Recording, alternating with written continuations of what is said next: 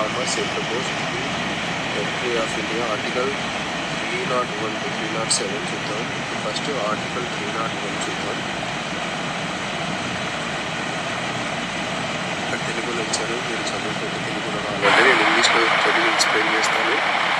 ఇప్పుడు ఆర్టికల్ 301 ఏం చెప్తుంది అంటే, subject to the other provisions of this part, trade, commerce and intercourse throughout the territory of India shall be free.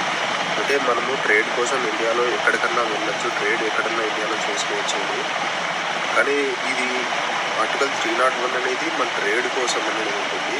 కానీ ఇంకొకటి ఏమంటే ఆర్టికల్ 19(1) ఏం చెప్తుంది అంటే, every citizen have right to move freely through out the territory of India.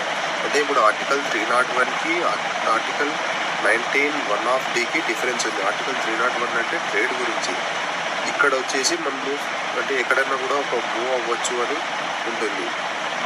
అంటే కానీ ఇప్పుడు 19(5)లో ఏం చెప్తుంది అంటే మనం ఎక్కడంటే అక్కడ వెళ్ళడానికి అంటే కొన్ని గవర్నమెంట్ అనేది రెస్ట్రిక్ట్ చేయవచ్చు.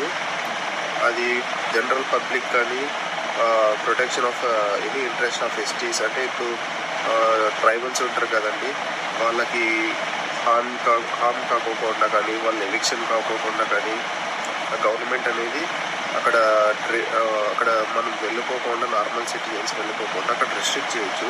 తర్వాత సుప్రీంకోర్టు ఏం చెప్పింది అంటే, పబ్లిక్ హెల్త్ కోసమని ప్రాస్టిట్యూట్ కానీ అలా వాళ్ళని పబ్లిక్ హెల్త్ కోసం కూడా వాళ్ళని రెస్ట్రిక్ట్ చేయవచ్చు.